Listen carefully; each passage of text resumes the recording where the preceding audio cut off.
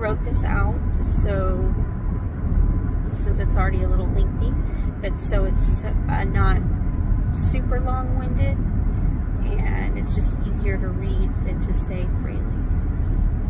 Okay, so born and came home to an apartment. Obviously, I can't remember. Crazy, right?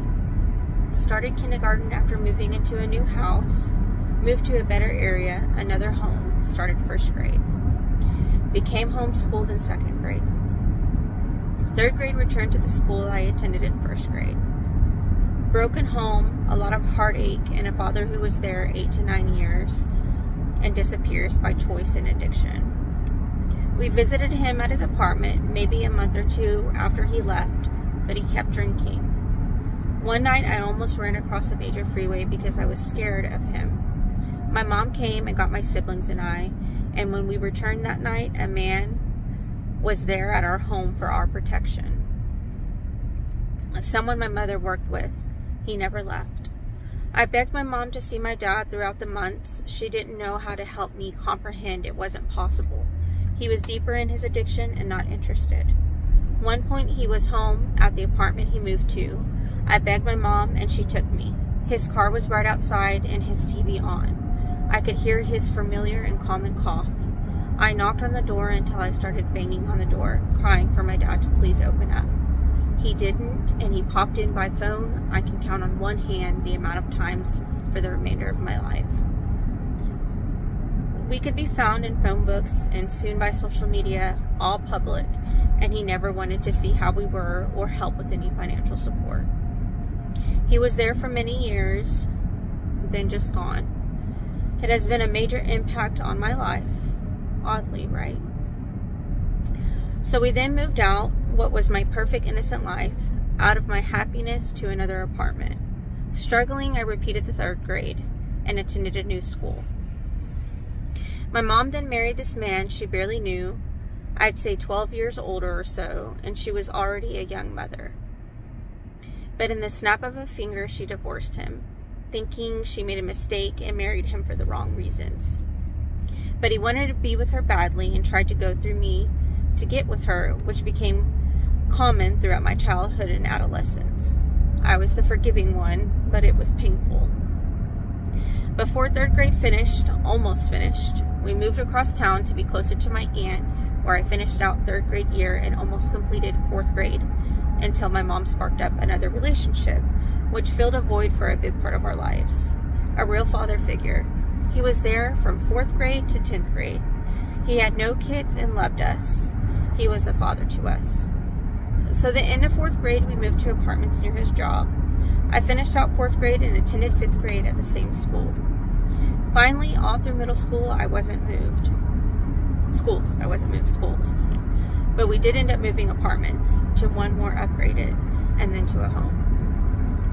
The area was getting rough, and due to multiple circumstances, including mine and my siblings' rebellion, we moved a couple of hours away my last day of 9th grade. We got one apartment and then another. The relationship wasn't working out for many reasons, and so they separated. I was almost finished with 10th grade. My mom kept deteriorating mentally, and we moved again. New area, but closer to where we once were, and I finished out the last 3 months of 10th grade in a new school. My mom met the man online that helped us move, a former convict still engaged in the lifestyle. Abusive, derogatory, always high and secretive, a thief, a liar, a manipulator. I don't know what he was for my mother, but I had an idea. We moved to a home and he never left. We then got another home, and I couldn't take much more of our lifestyle by 11th grade, and my mom and I stayed at odds. They kicked me out, and I moved in with a friend who revealed her mother's mental illnesses after moving in. I stayed halfway through senior year. During Christmas break, my friend went out of state to visit her father and never returned. She left all of her belongings and told her mother she was not coming back. She left me with her mother. I moved with her mother and her mother's boyfriend to another home, and then I couldn't take it anymore. Begging my mother to come back, she let me, once again to be told I had to leave. I moved in with my friend's boyfriend. I had met someone online years prior who lived a ways away. He came to rescue me, and we moved in with his friends once I graduated. We then got our own apartment, and it didn't work out. I got my own apartment far, far away from my mother and became depressed over this life and rug that had been ripped out from underneath me. Filling my life with work, partying, men, I conceived my son with a stranger, an addict, someone who reminded me of my father. The minute I knew I had a little life inside me, I came home. My mother had gotten out of her abusive relationship, but jumping into another. Not abusive relationship, but another relationship. But I came home to her and we got a place to split the bills. It wasn't the best setup for her and her new boyfriend, so we moved again and I had my baby. I loved my baby so much, and Mother Nature couldn't have been more natural. I love my kids beyond the stars. I did it. I raised my child and have provided for him this far with a meaningful and healthy life for the most part. I am not perfect, but the day came where I got my own place with my almost 1-year-old. But while I was pregnant, I reunited with a teenage boyfriend who just returned from prison. He was in and out of juvenile since 13 years old, and when we finally broke up at 18 years old, it wasn't but the next day he was incarcerated for 3 years. I reunited with him because his sister called me, but I was disgusted the whole time. He was with me almost through my whole pregnancy. The ex who rescued me previously had been in contact, and we decided to make things work after my baby was born, but I was too bitter. My baby was 1 and we separated, and not a week later I met my husband, who I love. I really, really do. But I made a lot of unhealthy choices and decisions due to the trauma and turmoil surrounding me. My husband is an amazing man, though. He is an amazing man and an amazing, amazing father. I have raised his baby, and he has raised mine under our roof. 6 months together, and I moved in with him. It has been a roller coaster, to say the least. Very difficult. We are both believers in Jesus Christ, and that has been our only lifeline. We have moved our good share, but by the grace of God, we are blessed, and we have a stable life with a baby we share of our own. 3 beautiful children. They're not babies, but they're my babies. Nothing is perfect, but with every storm comes a calming never before felt. The peace he gives is nothing short of what he promises. I didn't grow up in church. It wasn't that my mother didn't believe. She just went through what she called religious fanaticism. She felt shamed and abused her whole life, and she was. It affected her. I don't think she was angry with God. She just didn't have the right direction or love. In middle school, I was invited to church, and it was overwhelming. I had been on Easter Day and holidays of that sort a couple of times. While I went, and this emptiness and yearning I had been feeling for what felt like eternity, right in front of me was the answer. Finally, right before me, his words spoke to me so personally. I knew then what my heart had been trying to tell me and pull me towards was so real and so pure and so true. It was God who had me. I was still so young without the right guidance and some forms of neglect. Being a troubled teen looking for other things to fill the void. Why not go back to church? You ask. I don't really have a good excuse, but also didn't have a ride. It was easier to follow others, and my story is so long, but I struggled, and I'm sure very similarly to others. Speaking my story brings guilt because of those who have had it much, much worse than I. I know I have the right to take up air too and have a story. My heart just aches for others. I visited church when the opportunity arose the older I got. Early adulthood, I was invested. I never read my Bible like I should have, but I was at church every Wednesday and Sunday and always attended a small group. I surrounded myself with church friends, but I failed when the trials came. I failed and I caved. I needed His Word. I let depression creep in, and then I started back up doing things to try to mask the pain. But it turned me into a mother with a baby, the same carried down traumas and mental state as my mother, making similar choices. Honestly, with how happy I was with my son, I was still hurting by me. He brought me joy and motivation, and even in a new relationship, and him being so young, I still had horrible anxieties and depression. So many different experiences, and I felt broken, yearning for my husband to be the fix to the void unknowingly. And it created such hardships within our relationship and even for our children. He brought baggage too.